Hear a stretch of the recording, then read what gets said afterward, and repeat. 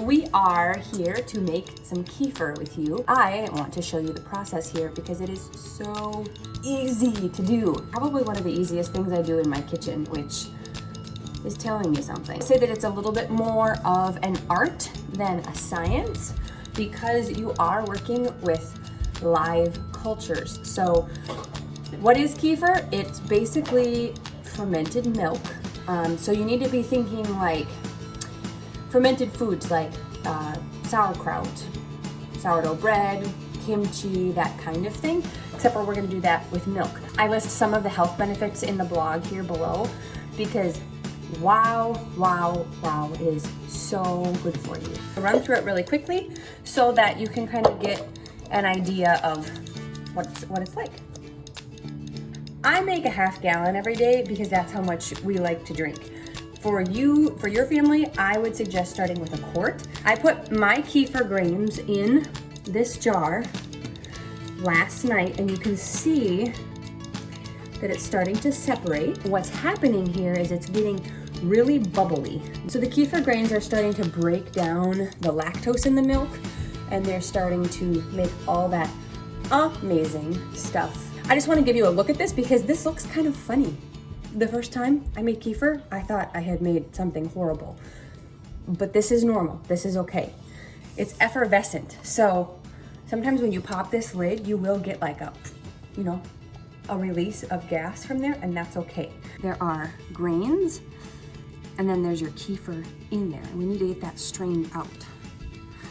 All you have to do, take your kefir off your counter. It's supposed to be about 72, 73 degrees. We keep our house warm because we heat with wood. If your house isn't that warm, you can put it above the refrigerator in a cupboard because that cupboard's usually warmer. Or some people will ferment things in their oven off with the light on. And that usually is just enough to make it warm enough for it to do its thing. So just so you know, this sat out for 24 hours on my counter. So here's all we're gonna do. This, super fancy, is a plastic strainer. They say you're supposed to use plastic over metal. This little baby is from the inside of my salad spinner. Do I use it for a salad spinner? No.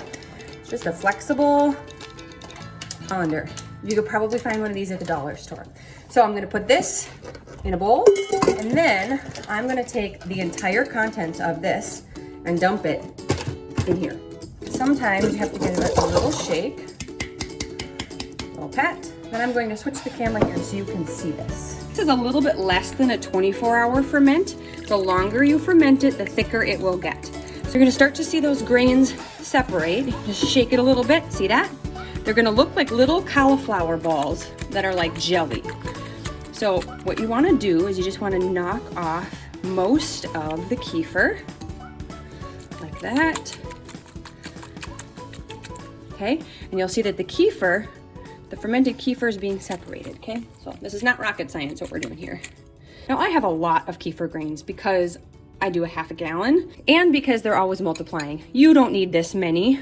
It'll make a sharper kefir the more you have. But if you're just doing a quart of kefir, you probably don't even need more than a quarter cup and it would still work. If it's not fermented as much as you'd like, just leave it sit for longer. I'm gonna take this colander of grains, a new jar. This is why I like that this is a flexible one. Makes it a lot easier to just take this and dump them back into. Now, what you can do is you can start the process all over again right now. All you have to do is pour more milk right in here, put the cap on, and put it on your counter. If you don't want more kefir today, put it in your fridge and they'll basically go to sleep. And then you can just pull it out next time you want to make kefir. Have to make it every day, but what I say is just figure out how much you want to drink every day and then only make that much. So you just get in the habit of straining it out, dumping the milk back in, and letting it sit on your counter. As for the kefir, check this out. This is my dirty jar from when it fermented. So I'm just gonna take this strained kefir, dump it back in here. You can either pop this right into your fridge and let it sit probably up to, I would say 5 days, it would be fine in there, maybe to a week. Or you can flavor it right now. Even though I've been talking a lot, all we've done is put some stuff through a strainer, okay? We're gonna flavor it. And it is good to note, like I say in the blog, it's going to smell a little sour, and that's okay because you fermented something. So expect a little bit of a sour smell and you won't be so scared. The first time I made it, I don't know exactly what I did, but it was so sour, I thought I threw it away because I thought it was disgusting. This smells a little bit sour, not too bad. Take your kefir, take whatever frozen fruit you want. This is my favorite. Whatever you want. Blueberries, peaches, raspberries, strawberries. And you're going to put in, for a half gallon, I put in maybe like a cup.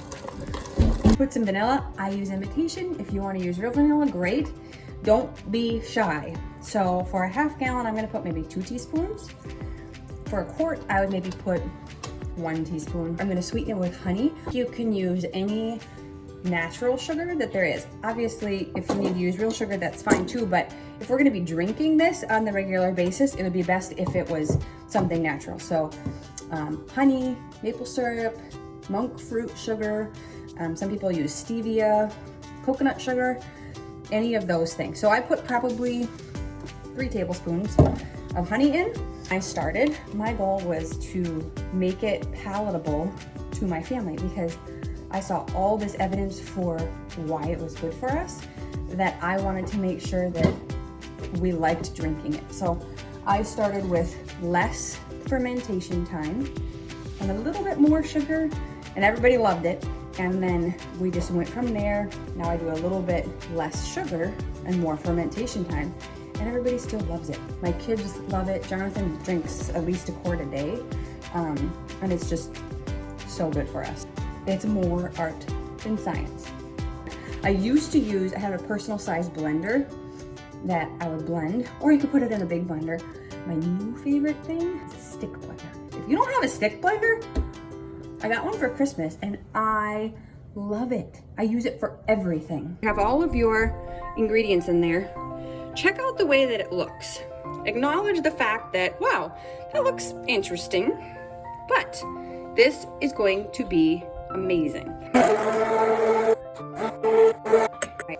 Now mixed with that honey in there and the vanilla, the smell is amazing.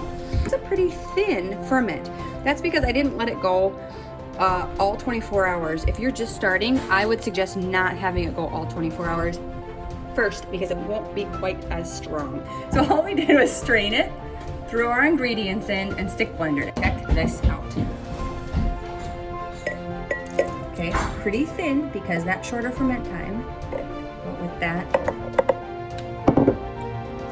honey in there, the fruit in there, oh. So good. It is like a sparkly yogurt treat. So think drinkable yogurt with effervescence. So it has a little bit of that bubbly taste to it. So good. This keeps, after you put the fruit in it, it keeps for like 3 days in the refrigerator till it starts getting a little funky. But so good, so easy, so good for you. Let me know if you try it. If you need grains, let me know. I would love to know your kefir stories because my first one was not so hot.